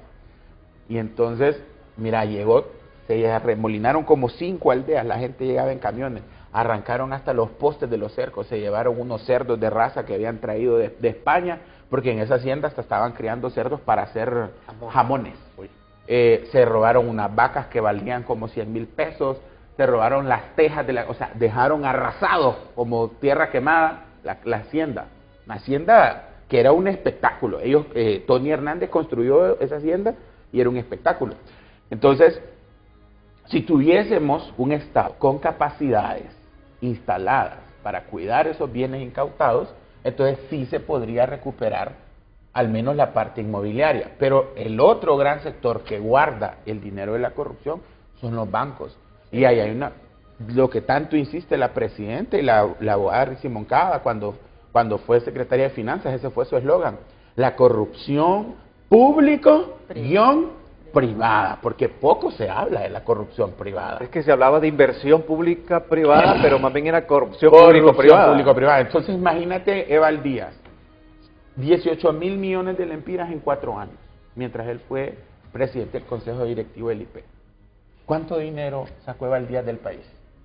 ¿Vos crees que Eval Díaz está en Nicaragua en una pulpería vendiendo chicles? ¿Cuánto dinero sacó esta gente de Honduras? ¿Y los bancos? Bien, gracias. ¿Cuáles son los principales enemigos de este gobierno? Bueno, y en eso del IP están involucrados algunos varios bancos. Varios bancos. Pero en todos los fideicomisos. Es que mira, era el manejo del dinero del Estado por parte de los bancos. Oíme, el Estado renunció. Juan Orlando vino y les dijo: ayúdenme a lavar dinero y les voy a dar las finanzas públicas a ustedes. Oíme, Jorge Aldana estuvo 1 año parada a la alcaldía porque un banco manejaba la recaudación de impuestos. O sea que si Aldana decía, denme tanto para pagar una pala, no, ahorita no le puedo dar, un banco podía decirle que no. O sea, vos te puedes imaginar eso. Vos te puedes imaginar lo que implica vivir en un país en donde el Estado no maneja ni su dinero. Ese era el nivel de destrucción de lo público que esta gente hizo. Ministro, entonces el interés detrás de todo esto no es cualquier cosa, es algo pesado, algo fuerte, muy poderoso, que incluso no se mueve así nomás. No, de ninguna manera. O sea, pensemos por qué la exigencia ciudadana y el compromiso de la presidenta Xiomara Castro fue, por ejemplo, el traer aquí una comisión internacional de lucha contra la corrupción y la impunidad. Fue porque precisamente la magnitud del aparato dedicado a la corrupción público-privada es de tal gravedad que no se puede y no hemos podido y no ha existido hasta hoy un compromiso capaz de luchar contra esa corrupción y esa impunidad. Por eso es que necesitamos el apoyo de una comisión internacional. Por eso es que hemos luchado, número 1, por una nueva Corte Suprema de Justicia comprometida en la lucha contra la corrupción y la impunidad, y un fiscal general adjunto, un ministerio público comprometido con esa lucha. Ahora, yo lo señalo siempre. En ese momento ya lo logramos, a pesar de que en el Congreso Nacional existen todavía representantes de la narcodictadura, personas que representan estos intereses corruptos que describe elocuentemente el ministro Cardona. A pesar de eso, logramos las y los hondureños la elección de una nueva Corte Suprema de Justicia y la elección de titulares del Ministerio Público. Sin embargo, tanto debajo de la Corte Suprema de Justicia, que es la cúpula del Poder Judicial, como los fiscales generales y adjuntos en el Ministerio Público, hay toda una estructura, hay un aparato del Estado que sigue permeado por intereses corruptos y que está interesado, al igual que estos representantes en el Congreso Nacional, de hacer todo lo posible para impedir que se logre luchar contra la corrupción y la impunidad, que se logre justamente que se rindan cuentas por todo ese saqueo que venimos viendo los hondureños prácticamente desde 2012. Entonces, ¿qué pasa? Ahí hay un papel de investigación que le corresponde al Ministerio Público y hay un papel de un proceso, un debido proceso que tiene que hacerse desde el Poder Judicial, desde las Cortes de este país. Ahora, eso nos plantea un reto que va más allá de cualquier administración. Y para eso existen, imagínense ustedes, este país tiene un Tribunal Superior de Cuentas, tiene un Instituto de Acceso a la Información Pública, tiene un Ministerio Público. Tenemos ahora, porque la presidenta tomó la decisión de crear una Secretaría de Transparencia y Lucha contra la Corrupción.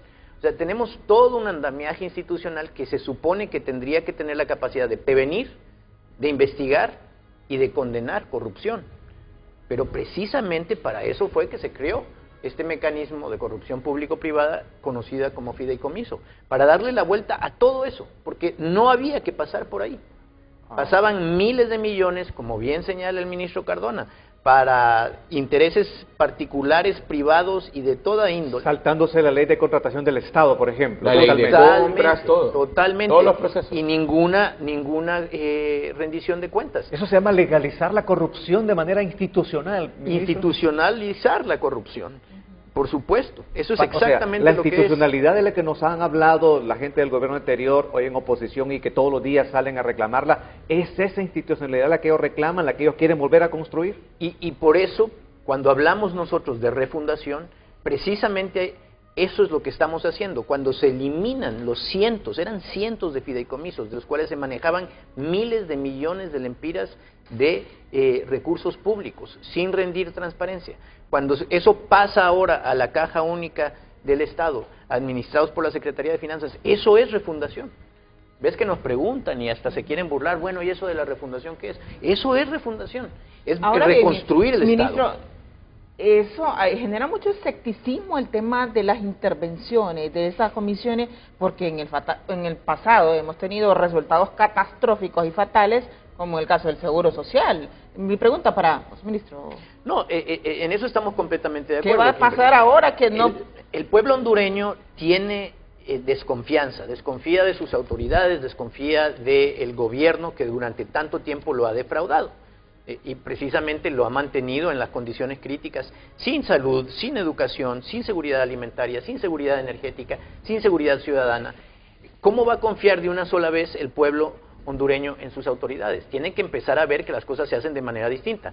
Las comisiones interventoras se han utilizado la gran mayoría de las veces simplemente un poco para lavarle la cara a una institución que fue particularmente escandalosa la corrupción y para tratar de contener el daño que eso le hace a la reputación de una administración en particular. En este caso, lo que estamos viendo es una intervención que tiene que tener resultados, que tiene que dar resultados, que viene acompañada además de una denuncia ante el Ministerio Público que va a tener que investigar. ¿Cuánto tiempo tienen para dar resultados? ¿Cuándo tienen que presentar el informe? Un año, según el PCM. Los PCM se establecen, mira, lo mismo dio con la Comisión Interventora del 911, porque también con el 911 estábamos entrampados con un contrato que se había hecho con una empresa, ¿verdad?, que le estaba vendiendo servicios sobrevalorados al Estado, que ni siquiera había sido firmado, ratificado el contrato en el Congreso Nacional, y por lo cual la empresa, recuerden, de un día para otro apagó las cámaras y nos dejó sin seguridad. Entonces, ahorita esa comisión interventora presidida por la compañera Miroslava Serpas, ha logrado echar a andar nuevamente el 911, poco a poco, con grandes dificultades, con enormes retos, pero lo ha echado a andar. Esa es una comisión que está funcionando, fíjate tú. El ministro Cardona hablaba de la OAVI. La OAVI es una institución que planteada como está planteada no tiene ni las capacidades, pero además no tiene sentido, porque no hay forma de que nosotros podamos confiscarle. Y lo que se hizo durante toda la época de la narcodictadura fue más bien confiscarle bienes a la competencia, quitarle las cosas a quienes se perseguía para dejar libre el camino. Al cártel no es el tema, pero ¿qué va a pasar con la OAVI? Bueno, ¿ya hay algo en mente por parte de la presidencia? En la OAVI, recuerda que también se nombró una comisión interventora. El actual comisionado está ahí encargado, ya puso una denuncia muy importante ante el Ministerio Público, le pidió a la Fiscalía que interviniera precisamente para investigar qué ha estado sucediendo, porque de repente llegan y se dan cuenta que los inventarios de estos miles de vehículos, residencias, todo tipo de bienes de lujo además, habían sido distribuidos entre eso, pues. ¿Qué va a pasar con la OAVI? La OAVI se va a tener que reformar. No podemos seguir con una OAVI que lo que ha hecho hasta ahorita, Kimberly, es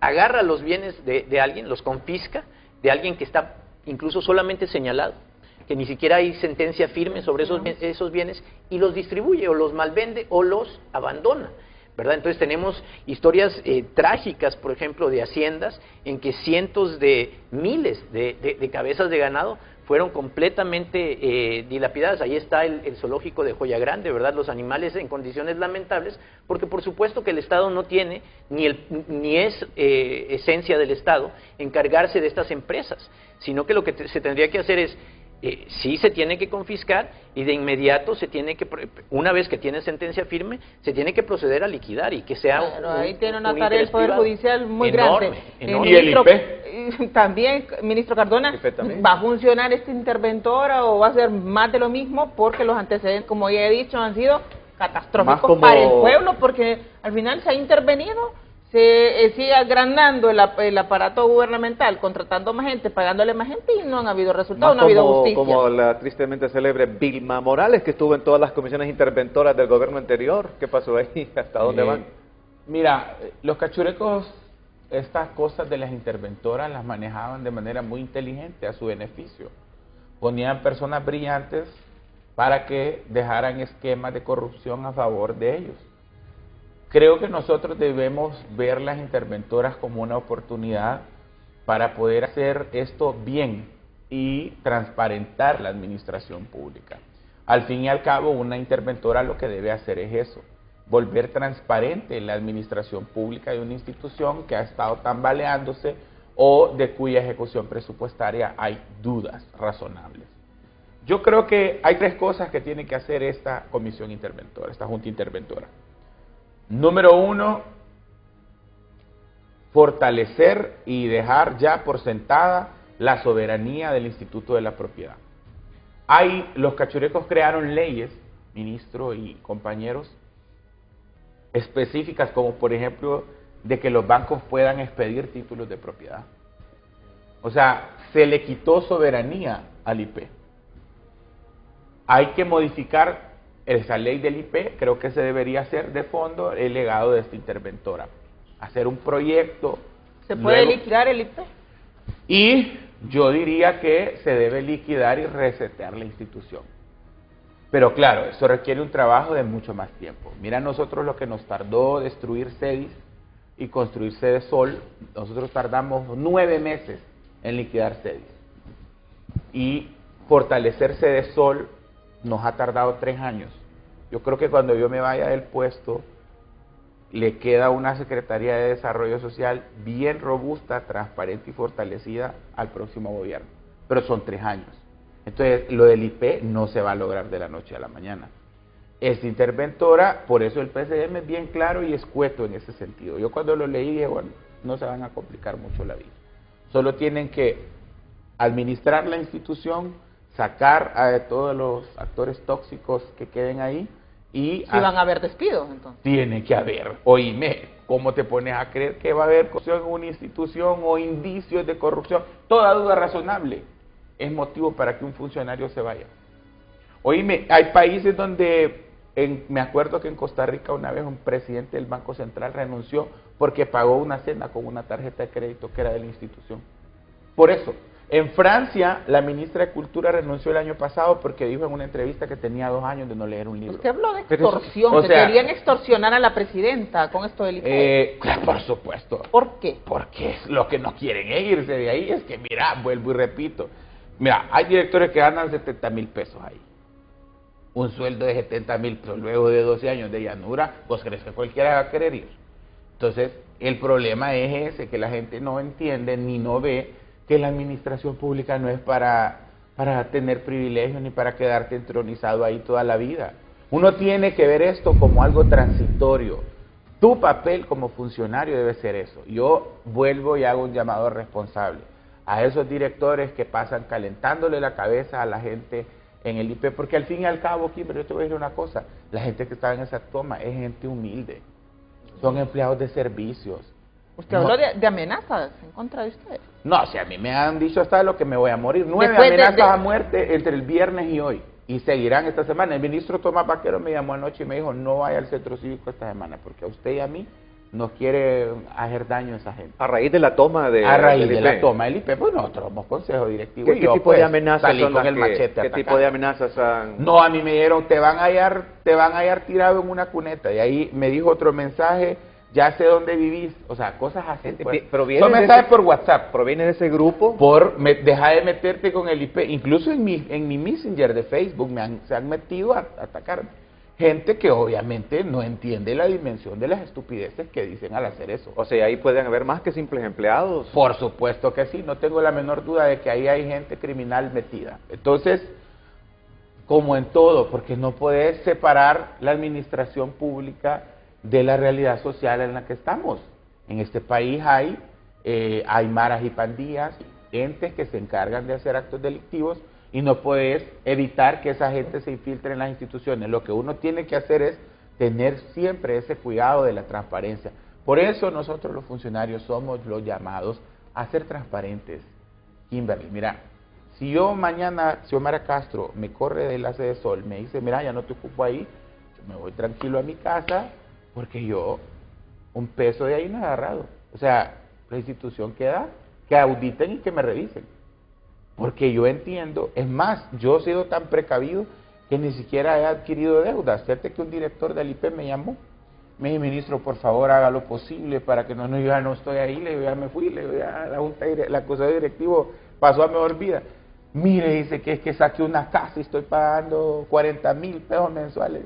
Digo, muchacho, ¿estás loco o qué? Sí. Vos sabés lo que es pagar 40,000 pesos por una casa. Si yo que soy secretario de Estado, mi capacidad de pago de una casa son 30,000 lempiras y arriesgándome, va a quedarme descapitalizado cada mes. ¿Cómo te atreves? Le digo. Ya te llevo, ya dije la palabrota, te llevo putas, le digo, porque, oíme. Sí. Y es una dirección así insignificante que no tiene, en realidad yo creo que no lo van a mover. Porque Me gustaría conocer las peticiones que hicieron los empleados del IP una vez que hicieron el arreglo con la Policía Nacional. Solo en un punto se dieron ellos. Pongan la imagen para verla. Vamos a poner ahí la propuesta que tienen ellos con los puntos, bueno, tienen que darle el visto bueno. Es importante que llegaron a un acuerdo, que es básico. ¿No? Sí, no, es que acuérdense que la negociación fue la policía con ellos. Sí. Pero aparentemente hubo un punto en el que ellos se dieron, que es justamente el que estamos hablando, porque ellos pedían que no se despida ni un director. Sí, bueno, parte de las peticiones, tal vez ponemos algunas imágenes de apoyo, si tenemos la solicitud, Verónica, y la ponemos. Dice la 1, necesitamos la estabilidad laboral de nuestra militancia y libre de las siguientes instituciones: Instituto de la Propiedad, Copeco, PANI, y de las autoridades actuales de las mismas, dice, directores, ministros y puestos intermedios. No a la persecución y hostigamiento político de la gente del movimiento Calixta, dice, dentro de las instituciones. Si hay actos de corrupción, dar a conocer cómo correspondan y proceder conforme a ley. Dar a conocer la respuesta públicamente ante los medios de comunicación y redes sociales lo más pronto posible. Bueno, esto es parte de las peticiones que estarían, pues, habrían Esa parte en donde dice las autoridades actuales, esa parte como que se dieron. Ya no sí, piden. como decir, bueno, no los despidan, no quiten a la... Pero como usted bien mencionaba, no puede... Es que mira, ese es un tema partidario. En el partido la gente tiene un arraigo por sus jefes. Eso lo hemos visto en la administración pública. Fíjate que uno tiene líderes de colectivos, tiene empleados. Entonces la gente desarrolla un cariño personal. Somos un partido nuevo en el poder. Pero si mi jefe o la persona que me llevó a la institución es corrupto, hay indicios de corrupción, y me va camino al precipicio, yo no voy a seguirlo. Ahí es donde vamos a la curva del aprendizaje. Sí. Fíjate que te voy a decir, porque en el movimiento calixta le enseñan a la gente el culto a la personalidad. A Jorge le dicen el líder, o el supremo líder, una cosa así como de países totalitarios. Entonces a él así le dicen, el máximo líder o el supremo líder, una cosa así, no me acuerdo. Entonces él le enseñan el culto a la personalidad. Esa gente es fanática. Es un dios en la tierra. Son fanáticos a él. Un dios en la tierra. No, o sea, preguntarle y platicar con cualquier líder del movimiento de Cali. Y usted habla con y Cali. Le dicen así.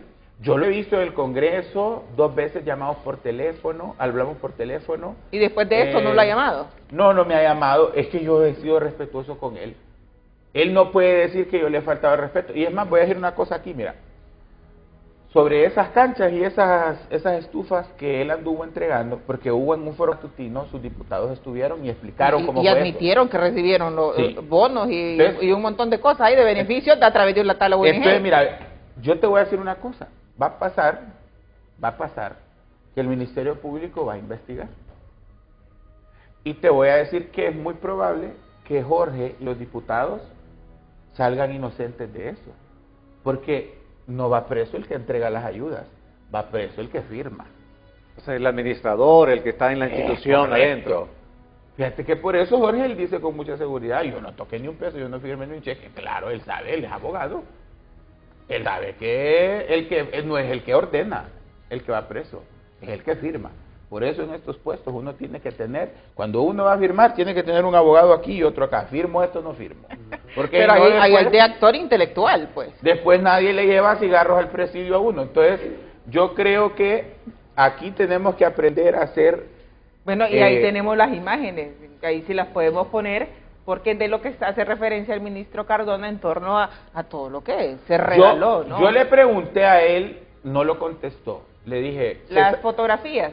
Se pagaron de fondos del IP esas canastas, esos pavimentos, esas canchas y esas estufas, y entonces él no contestó, pero las fotos están ahí, mira, están ahí. Yo me acuerdo... Cedesol no ha hecho una cosa tan grande como esa. Pongan una foto de la toma aérea de las estufas, mira, cuando yo vi esa foto, ahí está inaugurando un pavimento, mira, ahí está con todos sus líderes, mira, ahí está otra, pero hay una foto aérea en donde se ven todas, mira, esa es una cancha.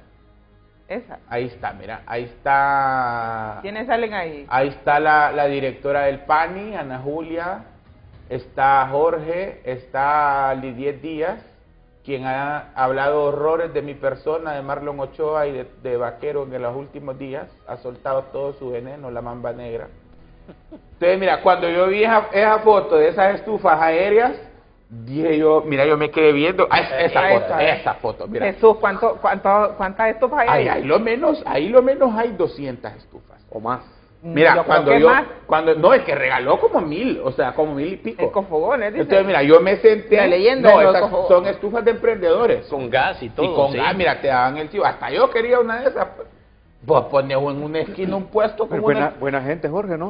No, él es muy magnánimo. El producto es que no puede ser magnánimo con el pisto del Estado y menos en una institución que no está diseñada. Pero le pueden decir, bueno, pero eso era para el pueblo, pues al final el pueblo se quedó. Pero la finalidad del IP no es esa. Entonces, que Rodolfo, ministro de la Presidencia, ande pagando becas. Sí. Vos sabés que Becas 2020 estaba en el despacho de Rodolfo. Y Rodolfo fue muy responsable y dijo, ellos por qué voy a andar dando becas, que las de la institución que da las becas. Eso es un desvío de los recursos. No, eso es primero tergiversar la naturaleza de la institucionalidad pública. Zapatero a sus zapatos. En este gobierno se puso, vos sabés que el gobierno de Juan Orlando había 16 instituciones haciendo casas. Eso es una locura. Volvé a la foto anterior, porque quiero que la gente dimensione. Mira, ¿cómo te atreves siendo diputado del Congreso Nacional, ¿cómo te atreves a presumir con videos, con fotos, con aquel gran show y aparataje, a entregar eso sin tener un mecanismo transparente para hacerlo? ¿Cómo te atreves? Eso no se hace. O en todo caso, pedís una institución del sector social, porque le hubiera dicho, ¿verdad? Claro, como nosotros las instituciones del sector social caminamos con las uñas, pues nosotros, comparado con lo que maneja el IP, eso es un vuelto de pulpería. Entonces, pero ¿por qué no pidió una institución social? Y de ahí él hubiera hecho todo eso que hubiera querido. Pero utilizar un instituto de la propiedad, la función jurídica del instituto de la propiedad es gestionar, administrar y manejar todo lo que tiene que ver con los registros y la propiedad pública y privada del país. Esa es la función del instituto. Con esa intervención se va a solucionar ese enredo de la corrupción, ese nido de Yo corrupción. Lo que espero del interventor, ya te lo dije, son tres cosas. Las placas siguen de papel o ya las... Número uno, ese tema de placas es clave. Y ahí voy a adelantarle algo a la interventora. Nosotros lanzamos la licitación el año pasado y la ganó la misma empresa que le vendía las placas a Evaldía. Y mira, fue una licitación... ¿No hubo mano peluda ahí? No, mira, esa empresa va a ganar porque nadie puede competir con esos precios. Es imposible. Y si nosotros como consejo directivo, que ya estábamos por lanzar la licitación este año, esa empresa iba a ganar otra vez, nos íbamos a ganar una demanda por abuso de autoridad, porque ¿cuál era el argumento para no dar la licitación? Entonces, la Junta Interventora este año tiene que comprar placas. Esa es una de las cosas. Tiene que fortalecer el tema de, como ya dije, los registros prediales, la regularización de los predios. Y tiene que también ir al Congreso y pedir que le devuelvan la soberanía al IP. Quitarles las funciones que tenían otras empresas. Pero si la Junta Interventora no hace todo ese trámite a tiempo, con las placas y todo, se va a meter en un gran berenjenal. Pasaremos sin pena ni gloria y dentro de un año los compañeros van a tener una conferencia de prensa diciendo, miren, no lo logramos. ¿Quiénes son los interventores precisamente? ¿A quiénes nombraron?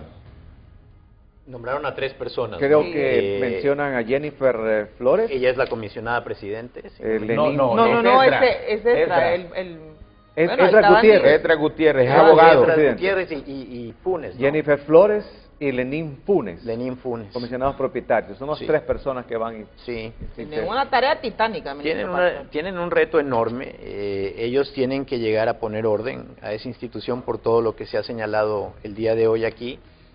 Yo creo que tenemos el compromiso por parte del gobierno precisamente de que cada una de esas instituciones se vaya saneando, vaya regresando a hacer lo que está diseñada para hacer, y efectivamente no es fácil. Muchos de estos problemas son efectivamente estructurales y va a tener que reformarse la ley, por ejemplo, en términos del Seguro Social, que ha sido otro de estos casos sonados, ¿no?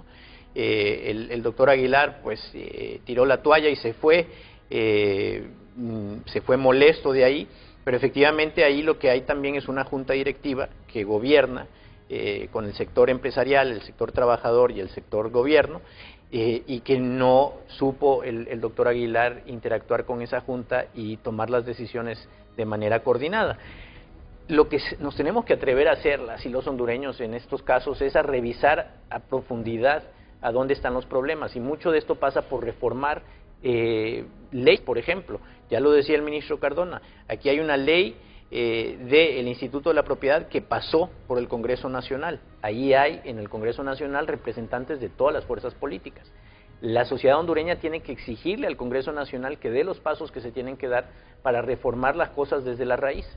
Fíjense ustedes, ahorita tenemos nosotros como gobierno, la presidenta Xiomara Castro ha enviado al Congreso Nacional una ley de justicia tributaria, que si llegara a pasar en ese Congreso Nacional y fuera aprobada una ley de justicia tributaria, reformaría desde la raíz precisamente la forma en que se captan recursos por parte del Estado, y en ese sentido haría justicia de una manera en que aquí no se ha hecho en los últimos 40 años al menos.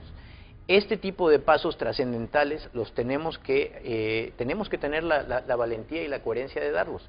En el caso del Instituto de la Propiedad, también no es cuestión de desaparecer, tú necesitas una institución que regule la propiedad en Honduras, eso no puede simplemente desaparecer, pero necesitas una institución que sea capaz de actuar de manera transparente, de manera ordenada, y que obviamente no se preste para este tipo de manipulaciones a las que desafortunadamente se ha prestado. Gobierno ingobernable, dice la oposición o los más conservadores de este país. ¿Una utopía o una realidad? Mira, es un tema de sociología política. Rodolfo lo sabe muy bien porque él estudió ciencias políticas, ¿verdad? Mira, la teoría del caos dice que, aplicada Robert Dahl, cuando hablaba de democracia, por ejemplo, él habla y dice que hay modelos de gobernanza que son así, muy dialécticos, en donde la gente, lo que la oposición llama caos, no es caos, sino que es esa falta de control que ellos, porque ellos ejercen el poder de manera vertical.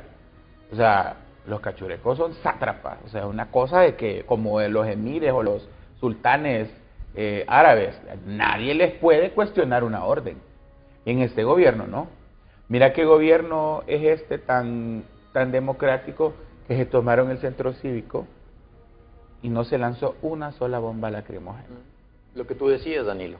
Una sola bomba lacrimógena no se lanzó. Ni una bala. ¿Por qué? Porque la democracia no es andarle dando toletazos a la gente. Mira, ellos no saben vivir en democracia.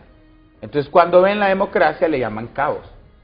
Pero la democracia es que todas las voces tienen que ser escuchadas.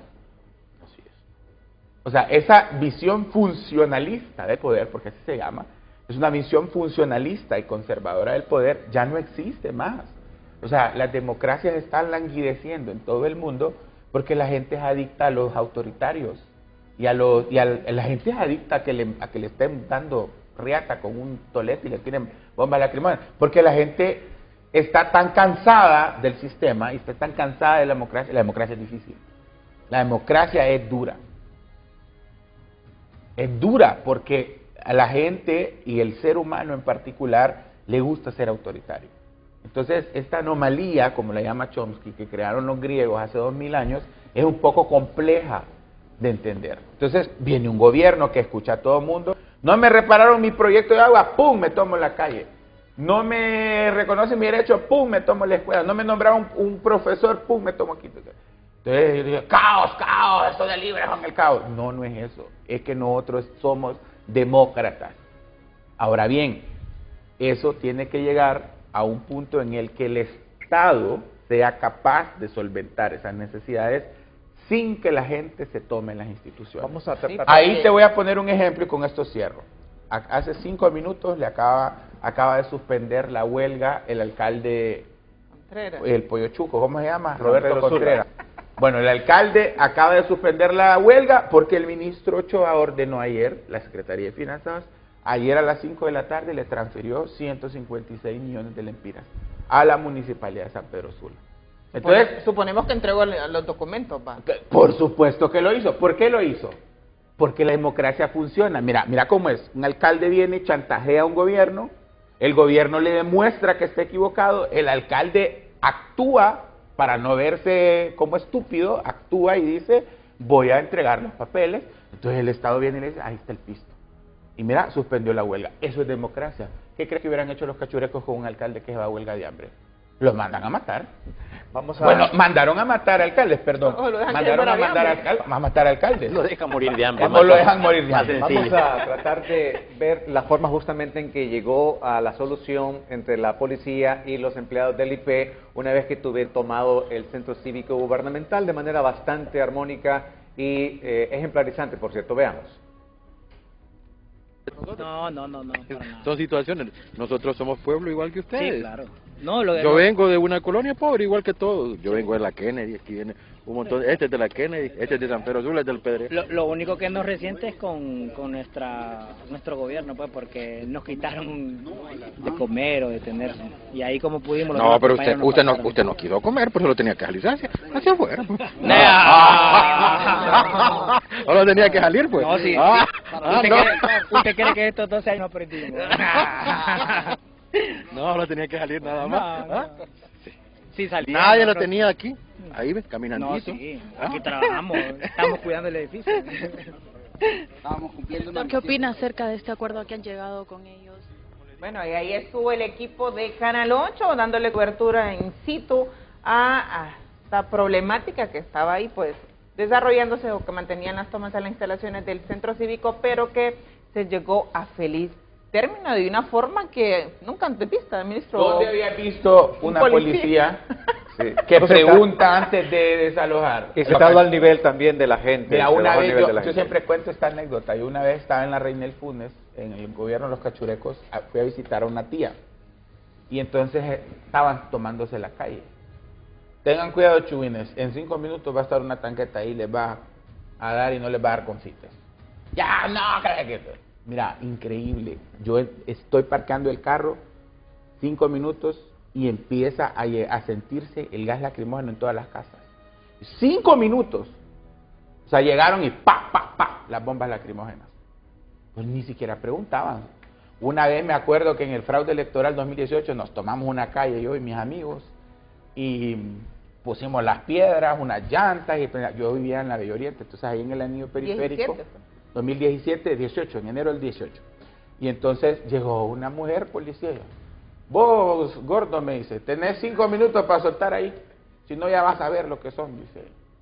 Y entonces todo el mundo, la temblequera, va. Éramos profesores universitarios, profesores de colegio, gente que vivíamos ahí en esa colonia, y entonces, que vámonos, que nos van a matar esta gente. No, apriétenla, les digo yo.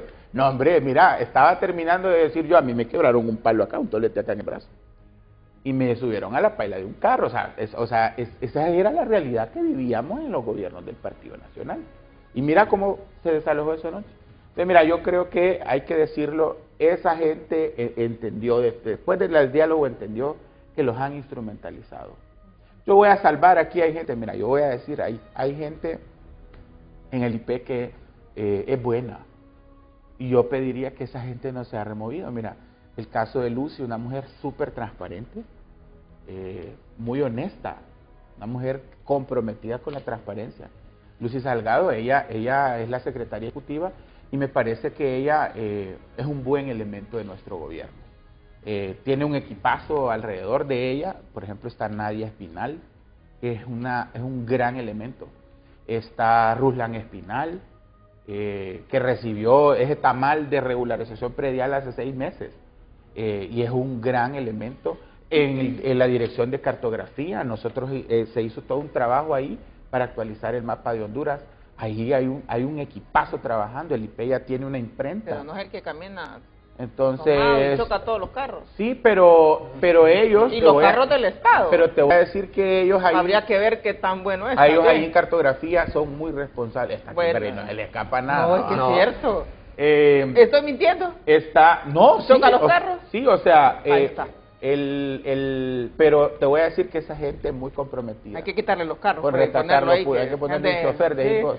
No, ¿para qué más? Que ande en bus o en taxi o en VIP. Por ejemplo, en registro vehicular, te voy a decir que el equipo de registro vehicular hizo un gran trabajo. Vehicular aumentó la recaudación entre un año y otro. Lo que pasa es que hubo anomalías e irregularidades en las zonas fronterizas. Yo creo que mucho del trabajo que se tiene que hacer, la Junta Interventora, es intervenir, porque a veces los directores tienen muy buena voluntad. Por ejemplo, Elisa es una muy buena directora, pero en las direcciones regionales y en las aduanas, las oficinas están llenas de gente. Estamos al final ya del foro, y las palabras finales del ministro Rodolfo Pastor también. Bien gozoso.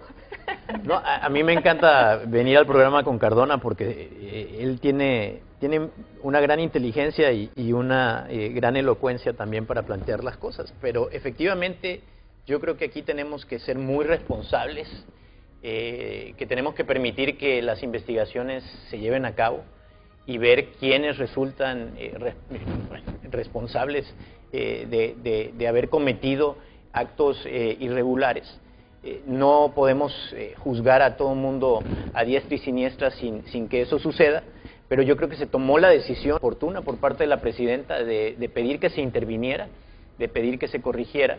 lo que se pueda corregir a corto plazo de manera inmediata y por supuesto luego plantear una ruta a mediano y largo plazo que nos permita transformar esta institución tan importante en lo que tiene que ser. Porque mira, ahorita decía Cardona algo muy importante, esos miles de millones de lempiras que son de recursos públicos, ¿de dónde vienen? De los impuestos del pueblo. Son los impuestos que paga la población por su propiedad. Cada quien que tenga un carrito, una vivienda, un terreno, paga impuestos al Estado, ¿verdad?, por esa propiedad.